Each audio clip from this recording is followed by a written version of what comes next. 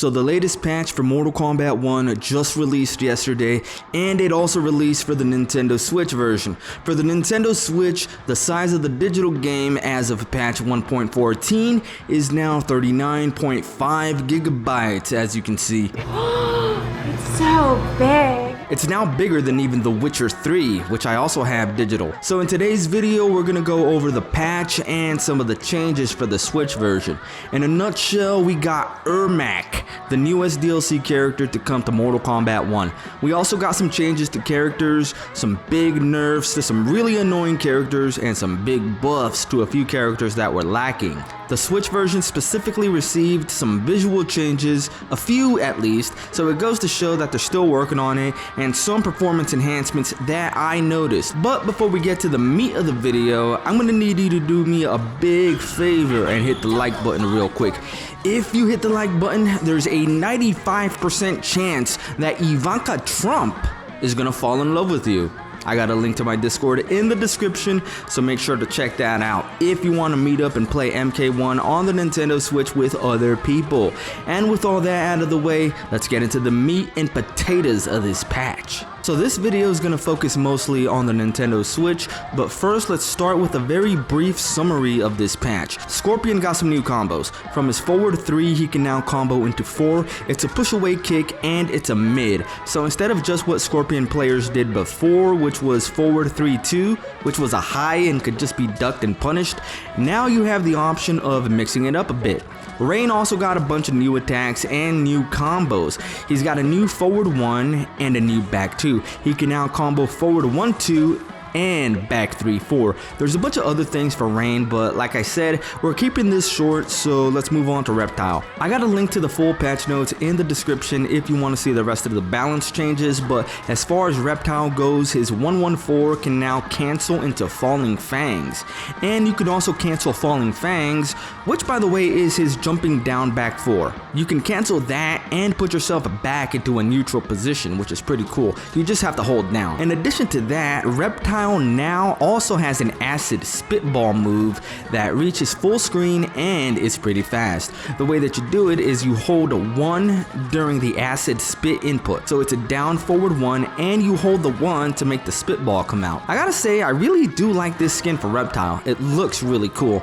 Now let's move on to Peacemaker. A lot of Peacemaker's moves now do a lot less damage, which is good. But we're just going to focus on the big one, which was arguably the most annoying thing about him, which was the force field. People would spam the hell out of it, and it lasted a long time and could absorb all projectiles while it lasted. On top of that, it had no cooldown, which made no sense, so people could just spam it, and it was completely free to use, so it cost no meter at all. Now, most of those things are still true, but it now lasts 2 seconds less, and it can only absorb a maximum of 2 projectile hits. I think this is a good change. I still think it should cost at least a bar, but that's just me. Moving on to Raiden, he got a pretty big nerf too. Raiden's Storm Cell is no longer gonna hit you if you're in the air, and if it gets blocked, it's gonna be very punishable with an extra 10 frames of recovery, and it's not gonna push you back as far. So as far as the balancing stuff goes, that's gonna be it. So let's move on to the Nintendo Switch changes.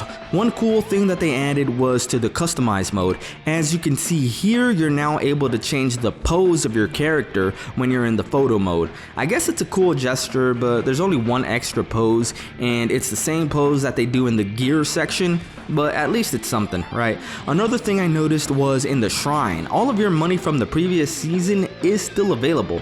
Now it's possible this was always a thing, but I'm not so sure right now. Correct me if I'm wrong. So when I started Season 5, I had like 160k coins in the shrine or something like that. So I was able to just get everything real quick. I already completed the shrine, and I've got to say, unlike last season, there was some pretty cool selection of stuff this time around. If you didn't get all of Sub-Zero's Order of Darkness palettes before, they're all available in the shrine this season. Moving on to the seasonal and premium shops, we got a couple of really cool new additions with a classic Shao Kahn skin, which I'm sure general Shao players are gonna love, love, and a classic Quan Chi skin as well. I know Sikander's gonna love that one. Also, this does mark the first time that we're seeing a new skin for a DLC character, so fingers crossed that we get more. The new Season 5 skins don't look half bad in my opinion. They're not great, but they're not terrible like last season's at least. Liu Kang's looks really cool, and so does Reptile. Another thing with the premium shop is that it looks like NRS finally listened and dropped the price for the more expensive skins. In previous seasons, the classic Shao Kahn and Quan Chi skins probably would have been $10, but now they're $5. Personally, for me, that's still too much for a skin, but it is progress. If you're a big Shao Kahn or Quan Chi fan, either of these skins might actually be worth the $5. I'm not really a fan of either, but if they were to drop like a classic MK3 Liu Kang skin, then I might just drop the $5. I still think they should be less though, like $2 or something for a skin. Also, please bring back Bridget Wilson for a Sonya skin. I love that woman. She will always be Sonya to me. But the problem with that is that Bridget Wilson is actually a very attractive woman, and NetherRealm Studios today seems to be allergic to that. Boo! Bruh.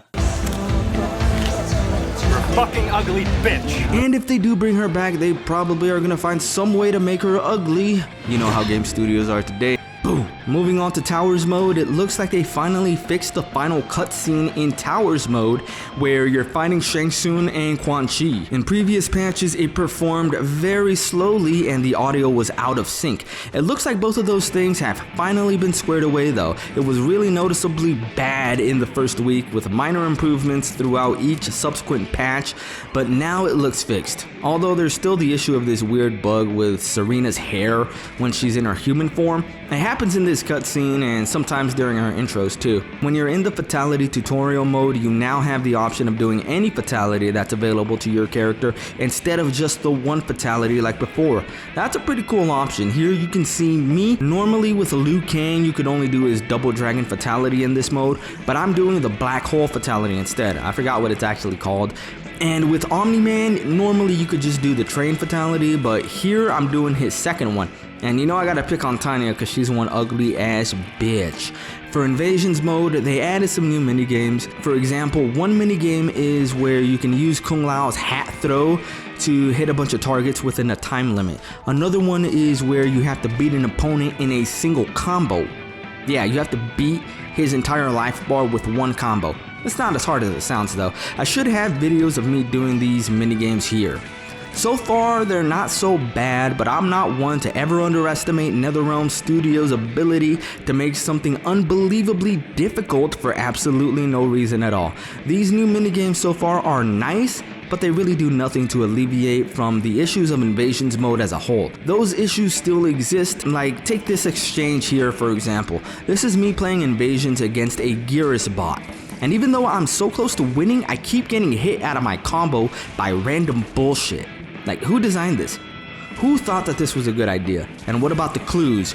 Do you actually think I'm gonna waste my time guessing what the clue wants me to do? I always just look it up online, and that's when I play Invasions, and that's almost never. This is why I don't play Invasions. It's stupid crap like this. No thank you. Like I said in my review of MK1 for the Switch 5 months ago, and I still stand by it, Invasions mode is a mode designed to make you not want to play it.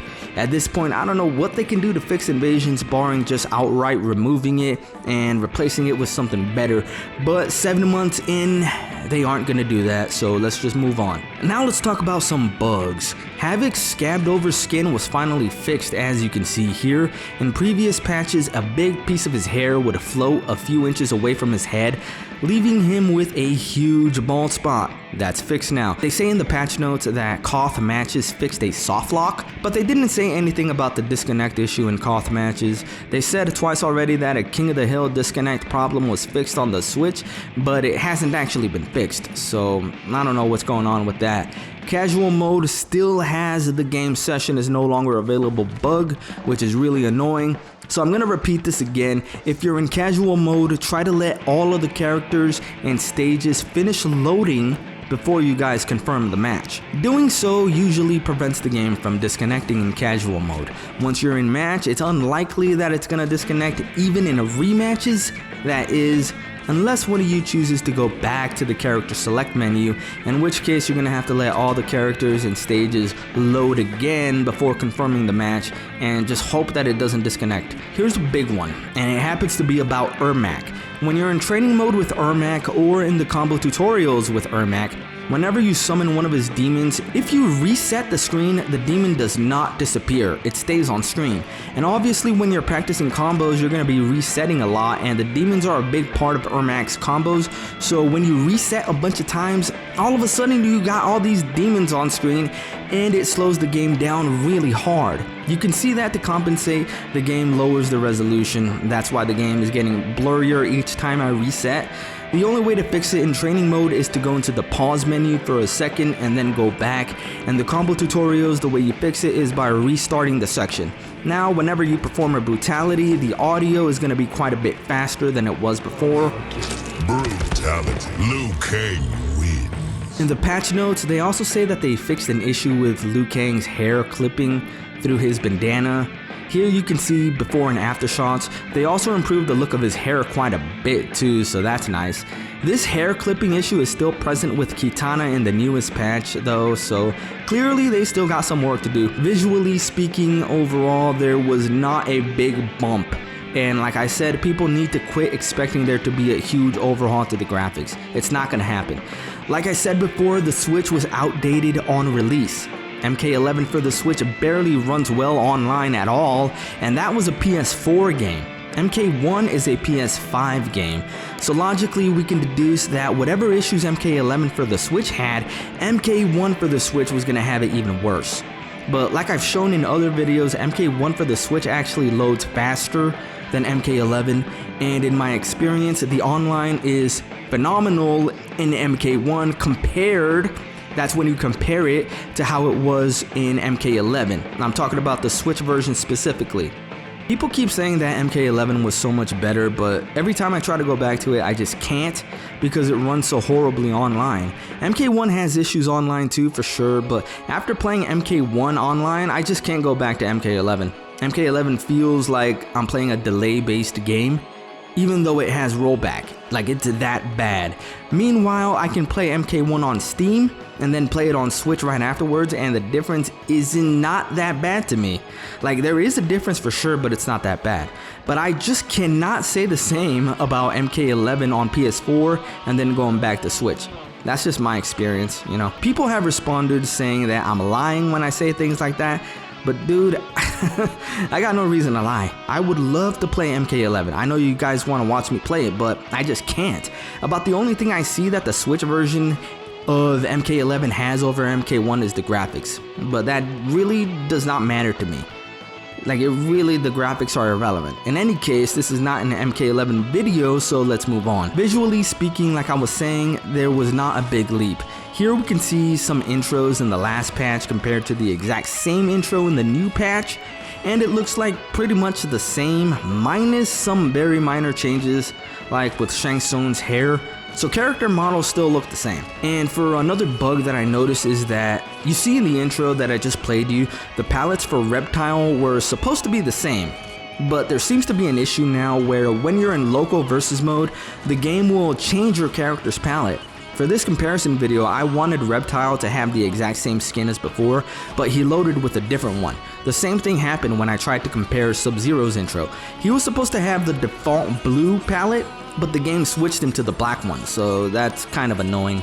Another big thing about the future of MK1 that I wanted to add is that Mavado will be coming out next month, and he's gonna have a bunch of stuff. Almost all his moves are ambushes, and he also has a push block. Now, I thought going into this patch that the push block was gonna be a universal mechanic, but apparently with the Combat Cast a few days ago, it was confirmed that it's a Mavado only thing, which sucks.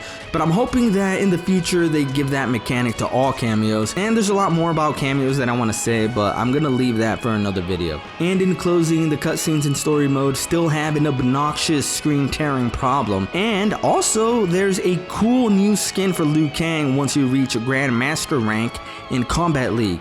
It's the same skin that he has in story mode, where he looks like some kind of evil outworld Liu Kang with the armor and everything, so Yeah, I remember I really wanted that skin when I got to that part in story mode, and now I can finally get it when I get to Grandmaster rank. So final thoughts on patch 1.14. The patch was good. We got nerfs to characters that needed it and buffs to characters that needed it. More changes should come in the future, and hopefully we get more moves for different characters. Since ambush cameos are going to be pretty common going forward, especially when you look at Mavados, like all his moves are ambushes pretty much.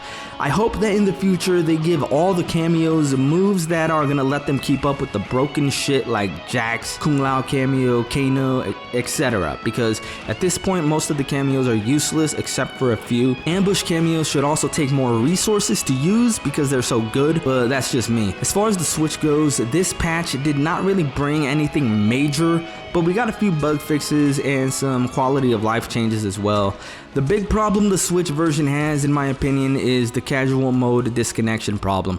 You saw what the desync issue did to the game's player base in general. It nosedived on all platforms, but they fixed it on those platforms. But casual mode for the Switch still has the disconnection problem, and so that caused the player base to nosedive. And since there were already few players on the Switch version, it's only getting more difficult to find matches in casual mode. And even though it loads a lot faster now than it did before, it doesn't matter if the matches just keep disconnecting or if there's no one to play with. Combat League matches take longer to load than casual mode, but there's no disconnection problem at least. That leads me to believe that the disconnection thing has something to do with the removal of the dialogue intros in casual mode. It made them load faster, but ever since then we've been dealing with this disconnection issue. So that's been ongoing ever since the Quan Chi update. So that's like 3 or 4 months now that casual mode hasn't worked properly. I don't know what they're gonna do to fix it at this point. I know what I would do, but I'm not a programmer or anything, so I don't know how feasible it would be, but I would like for them to just completely overhaul the character selection menu on Switch and make it like MK11 where we don't even have the character models on screen anymore. Instead they're just pictures. That way the loading is not an issue. For Combat League, maybe remove the intros too, and then whenever somebody wants to watch the dialogue intros, there could be like a separate mode in the gallery or something where you can choose what characters you want and it lets you view the dialogue intros in a standalone kind of way, you know. That way they're still in the game but they don't mess with the loading. I don't know, it's just an idea. But in any case, this video is getting to be way too long, so I'm gonna cut it there. If you guys find any more bugs to do with the Switch version of MK1, head on over to my Discord and make a post showing it or describing it. There's a link to my Discord in the description. And finally, I'm gonna keep bringing you more combo videos, online matches, and video game news. I'm Switchplayed, Make America Great Again, DJT 2024, FJB done.